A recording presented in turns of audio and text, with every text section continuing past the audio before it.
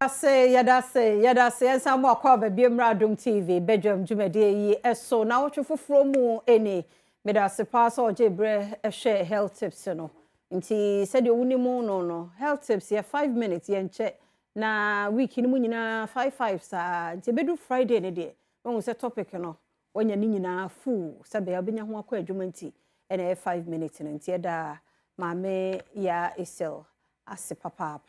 ti ochina so enkwa hoden wo ho beto so na ye sponsor ye Endpoint Homeopathic Clinic ye don mo ase na mi show mame enkayo mo ifa we nwura mu ansa na medo fui na yi na kire na fe yato ye nkomo yi eso na Design and Technology Institute year 2025-2026 admission inti about time yetimi wo se ye mabi wo ho no mo a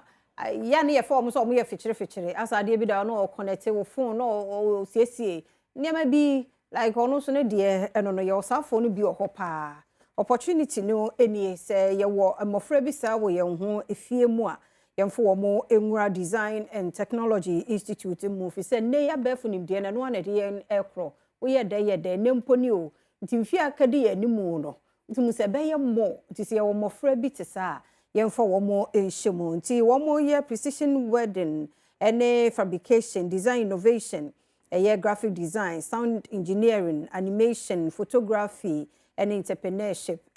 Design and Technology Institute ti de mabbo soi wa wonhu se ebi wo mu a yemfa no nkoho na onkotoa ne nwumasua no eso ho na tumi aboa pa ye bo Design and Technology Institute for din a enye Ghana hanko a ewiase ama nyina nso bowura mu abia wonmo ewo ho bi nti ofre womo 054 169 3534 054 169 3534 na bibia kire wadwen bia no wafre womo ya admission CCA enti frɛ womo CCA na fe ene won to nkomodie no eso medi afia amankwa tamaklo mi amade pokua 101 wandi papa bi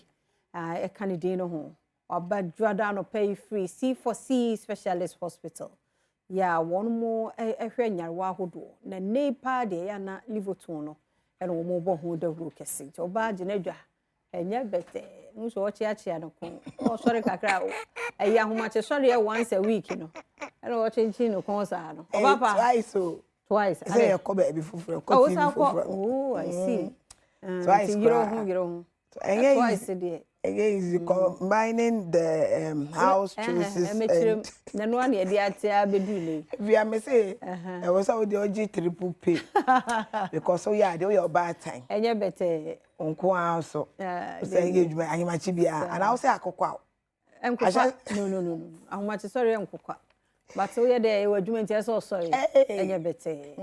ye hwe livoton no so efia mema wache ejoso ema wahwefo nia acheso ejoso nkaka mo a maji livoton ana C4C liver specialist hospital atom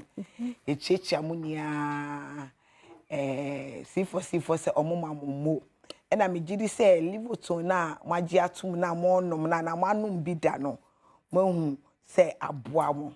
na ebekoso aboa mo nti mo nkoso na munum livoton na wohwe me mekasa bebre if you him say Yakopon ya Adom on the 1st of May edumaefo ahomeda na C4C liver specialist hospital edisi ho na wotwe mu nia ehya ase ene kopem Friday okay ye desi ho say ye free screening obi bia wo Ghana hania say wo abrochire na wo ba between today and Friday obetima by premises ho na be screening ho ye free screening amo obia say ye screening o na bibi atochima ewo ni pedue ni ma na ya boa na ehundro so ye de amawo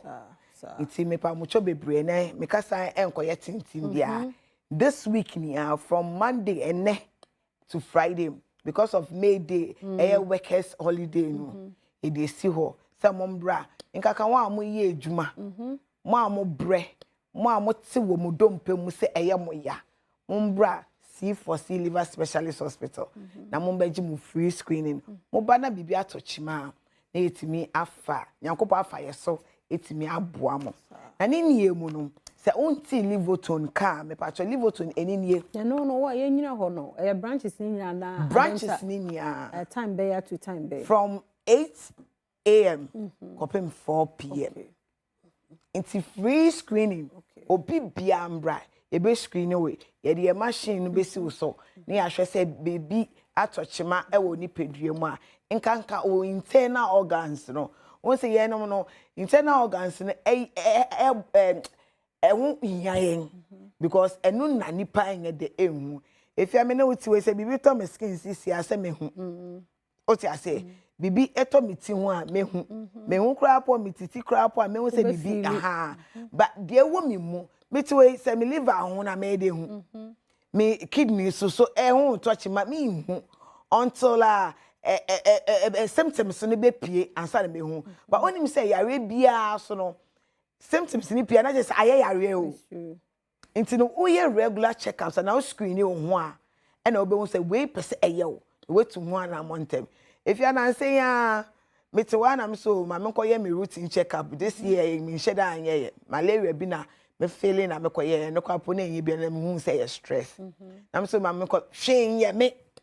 bibia ye me nkra se me ba esi me mu keke se me koye nti me koye me chemistry no any ultrasound ye kidneys ni me pancreas ni me nioma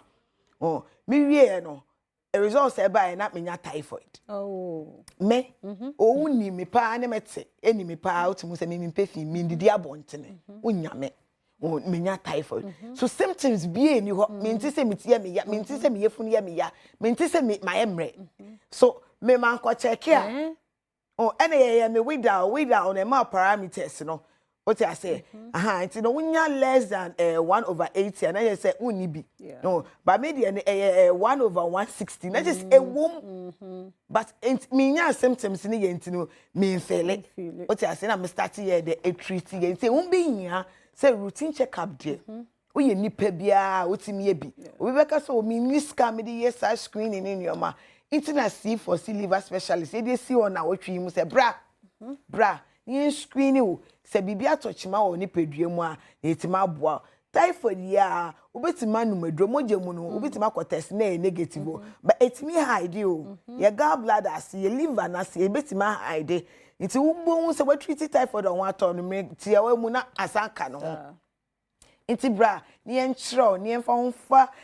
diet plan so eduane e be boa ma de eye wo no etimi aboa because udidi na onu medro ni ni ehia na pomudine mapa abawo so ntimpa cho bebre bo modi an say obeba C4C na wotwe mu eye workers holiday e de si ho na etimi screen no na ni ni mu no Livoton me say unum say dre we bia ana ase utanom wanum bi da Uma me nkasa bebre na ye eye no ene banbo ebo nipa ho ban no utanu we ya yare a mebuburu so nia no untan yare eno nche se unum Livoton na untimi nya malaria de eye no honko eno so no different angle kra so mosquito ni ekaw na otimi di parasite ni bi show mu e den ya we break it down of malaria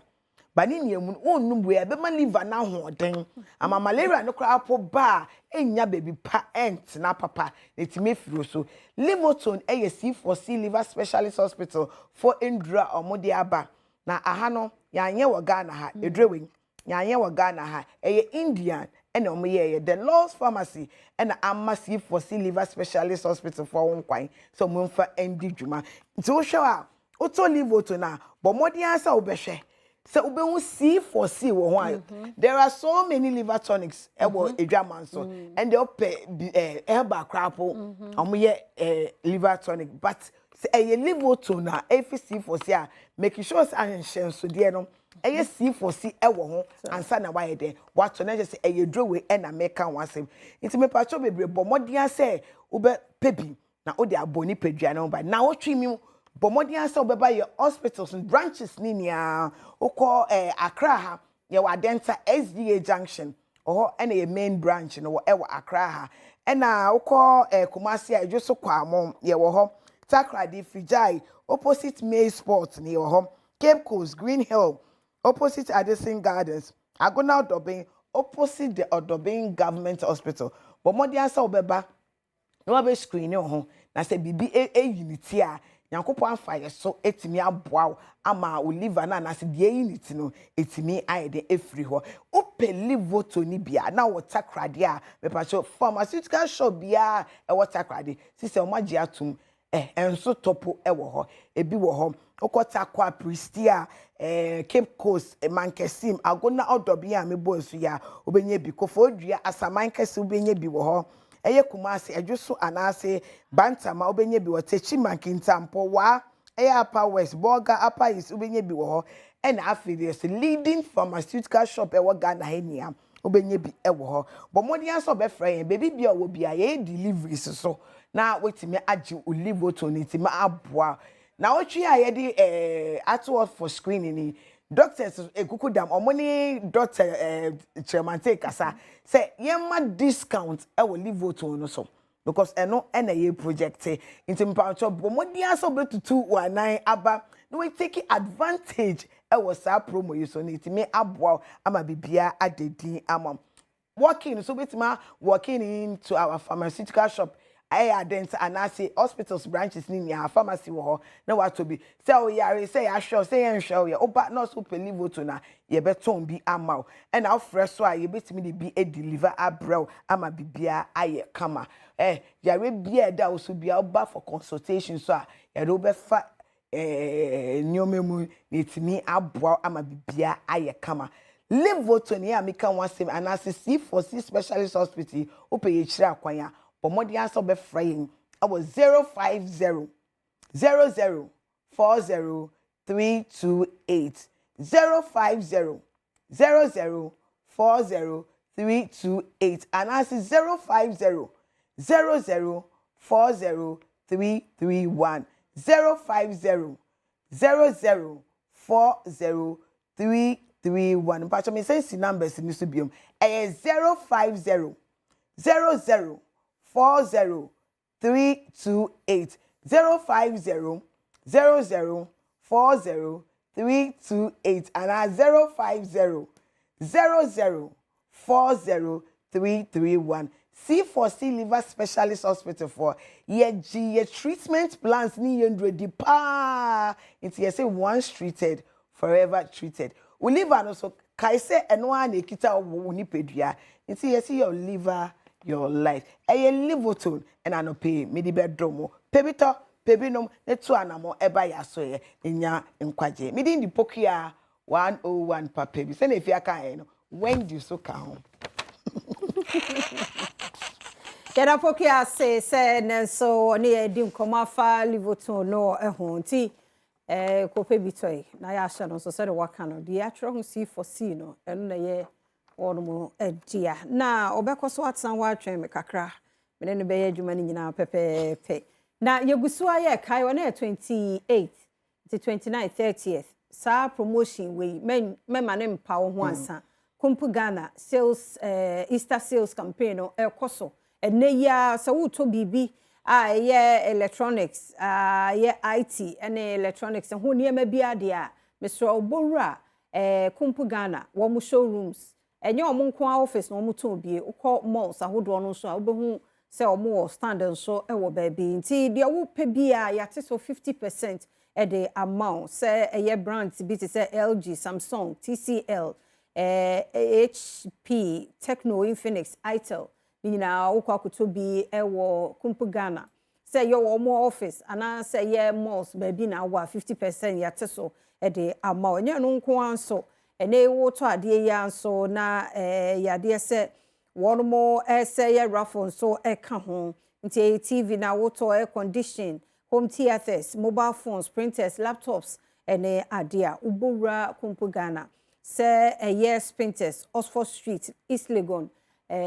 malls na wo ho bi na wo kumpu Ghana for ho ade mabobo so ekwa akoto 50% na yenkan entre so to ade na 3000 Ghana hono consult me enter draw na what test we invoice code no e dey akosa short code na nyame ya adoma 2nd May ya na draw no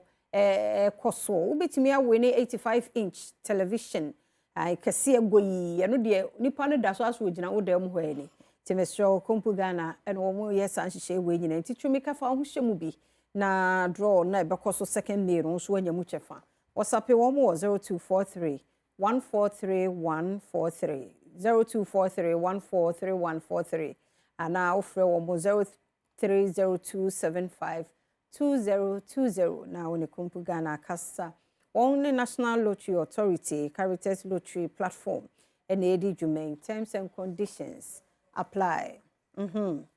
Malta Guinness in Suni. I ne Malta Guinness e ba ye so yenim dada. Penny we there penny wo ye penny. Mr. Onkra you ko school when your Malta Guinness be dia shame. Ya said the yatro ho proudly made in Ghana. Unse Ghana colors no flag na krampo ne da ho kama. Fe yellow no so etare ho no e ban na wo ho so unse a pop yellow no pie pa. Unhu no dia no say Malta Guinness. Ya Malta hodo. But Malta Guinness yatro ho proudly Ghanaian. Na ashanso dia yellow no so pop up no. Nya bi if you say vitamin B so won B vitamins no mo wo eboa wo no Malta Guinness tu awie no mu ne ade a hu say akoma atoyem ati ase ya no manu bi na intime mo ena abusuan di on mo awoda en celebrate wo mo ene nyame ayade wo abra obomu udi wa woda ya na enika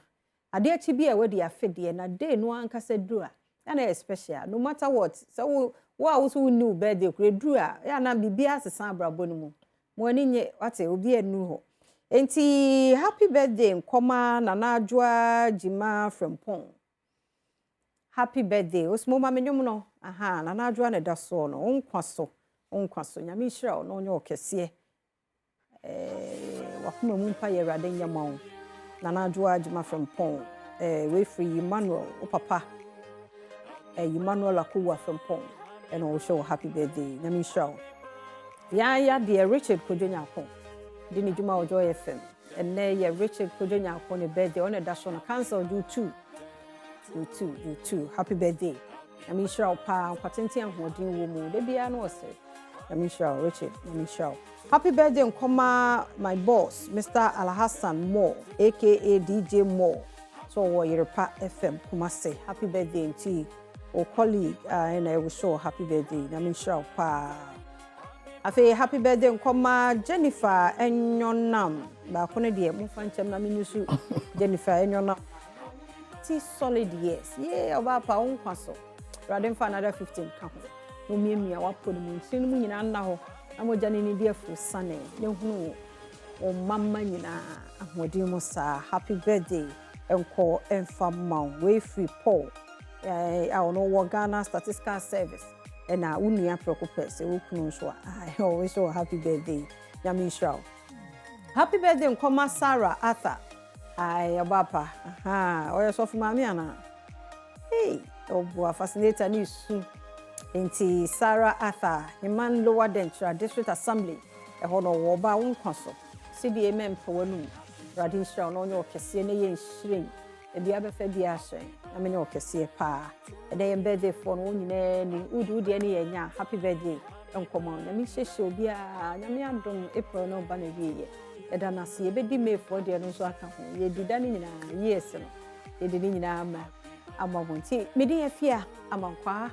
tamaklo siko sika twa na kwasi beba second draw ne beba on say the first lady no I win in a simple *281# *281# option here 4 26 na da so no 26 na obedi what to wo ya we da mu aye nwini na 1000 abegu wo ayi so a Sabe ode, try school fees no where they are with you next week or move school. Nti try di